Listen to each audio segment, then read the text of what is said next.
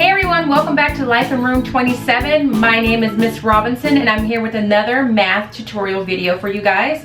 This video is going to go over lesson 1.8, which talks about how to relate multiplication to division.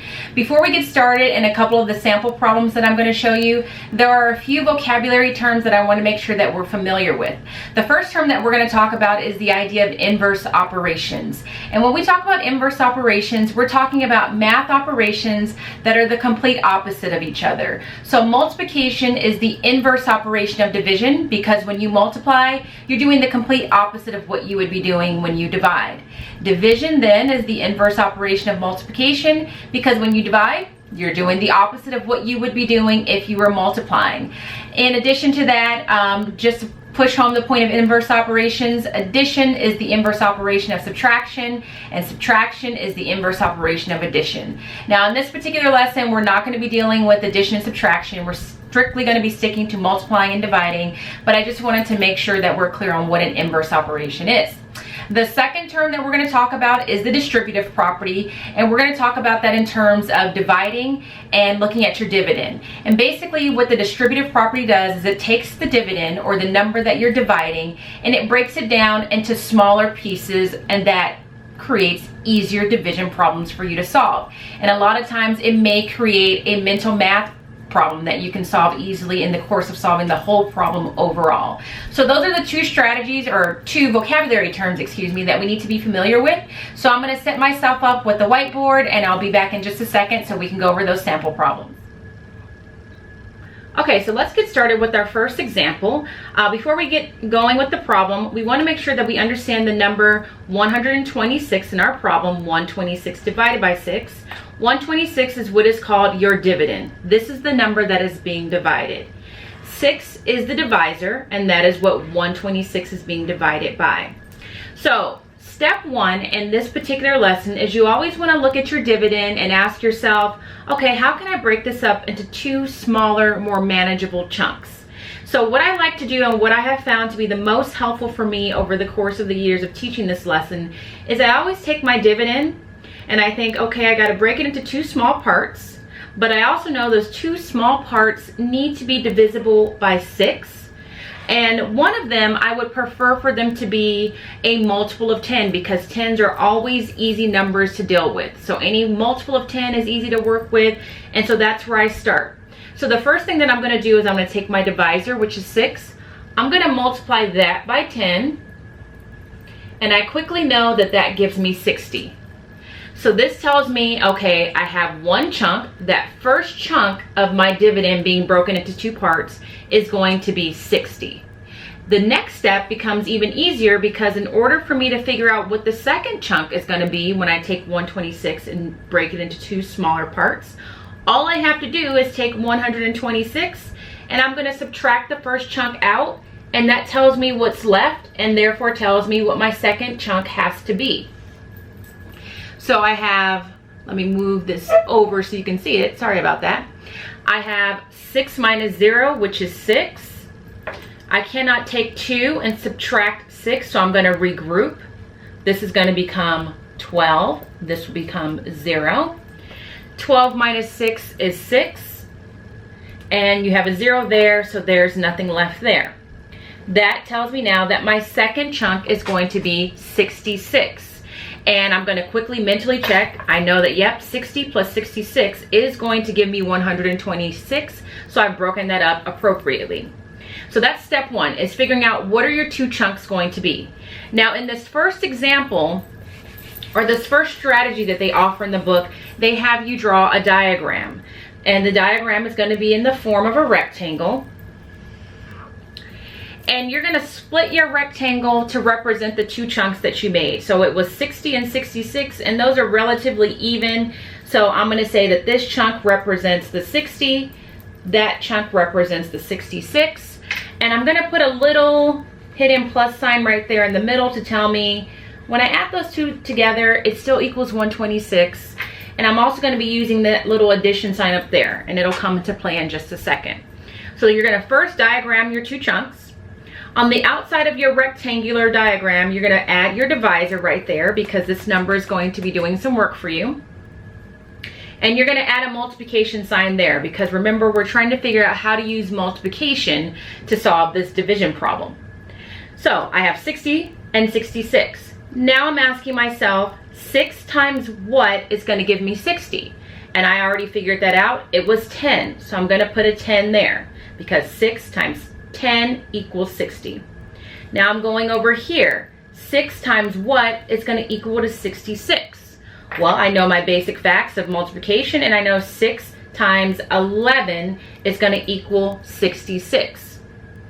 Now to come up with what this shows me is my answer to 126 divided by 6, I'm going to take these two numbers that I added to the top of the diagram, and I'm going to add those together. So I have 10 plus 11. That's a very easy addition problem, and this tells me that the answer to 126 divided by 6 is 21. Now before I get too excited, I'm going to check my answer. So I'm going to take 21, which right now I'm saying is the quotient or the answer to that problem, and I'm going to multiply 21, the quotient, times the divisor, which was 6. And if I'm correct, my product or answer to this multiplication problem will equal 126. So I have 6 times 1, which is 6. 6 times 2 is 12. And I am now certain that my answer is correct because this answer matched my dividend up there. So then you can move on to the next problem. So this is the first strategy. It's just making use of a diagram, breaking your dividend into two smaller parts. So if you find that this makes sense to you and you prefer it, you can certainly use it. I'm going to now show you the second strategy that the book offers using the same problem. So we're still going to deal with 126 divided by 6. So let me rewrite that. Now, of course, we already know what the answer is going to be because we just solved it. So now I'm just going to show you how you would use the second strategy. Now, the second strategy that I'm going to show you, I usually refer to this as like the weightlifting strategy, because I've used a metaphor in class where I say if you were to go to the gym and you wanted to lift some heavy weights, you would never lift one heavy weight with one arm. You're going to always use two arms. And I kind of like to think of this strategy as doing that. I'm trying to take this heavy weight or this higher number, and I want to make it easier for me to work with. So I'm going to break it into two parts, and I'm going to just separate those two parts. So what I tell kids to do first is go ahead and put your weights down. So that's weight 1. This is weight 2. And it'll all make sense in a minute. You're going to put an addition sign here because you're going to be adding some values from these two sets of parentheses. You're also going to put a multiplication sign in each parentheses because we're going to be using multiplication to help us solve this problem. And then you're going to put your divisor, 6, in each of the parentheses. Okay? So now all that's left to do is to fill in these empty spots here. And these empty spots represent the two chunks you decide to bring down or break your dividend down into. So from the previous problem, we decided that we were going to use 60 and 66 as our two chunks.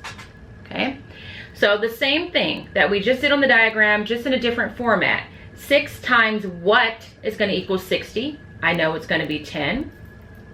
And then over here, 6 times what is going to equal 66? I know it's going to be 11. So I'm going to add that there. The next step that you're going to do, and I'll use a different color so that you can see, is you're going to add these two numbers together, the numbers that you put in there when you did your multiplication. And you have 10 plus 11, and that also equals 21, just like the previous example. I won't go through and check the answer on this particular problem because we just did that in the previous problem. So we know this answer is correct, but I want you to see the second strategy. This is the one that I personally prefer because it's easier for me to deal with. This is the one that in the past my students have also preferred. And this is the one that I say, okay, we're going to use the weightlifting strategy. This is the one that I'm talking about because to me it's like your two arms or your two weights or however you want to look at it. So let's do another example. And in the second example, we're going to use this same strategy again. This time we're going to be dividing 96 divided by 6. That's what we're going to work with. Remember that step 1 is that you're going to decide, how am I going to break this dividend into 2 smaller parts? So as I mentioned in the previous example, my best suggestion for you is to first take your divisor, multiply that by 10 so that you have a nice clean number to deal with. I know that that's 60. And then to figure out what the second one is going to be, I'm going to take 96 and I'm going to subtract 60 from that. That gives me 6, 36, and that tells me now that this will be chunk number 1 and this will be chunk number 2. Easy, okay? So let's remember those 2 numbers, 60 and 36. Once you have that part figured out, you just got to put your pieces down. So you're going to put your parenthesis, your addition sign in the middle. Both parentheses will use multiplication.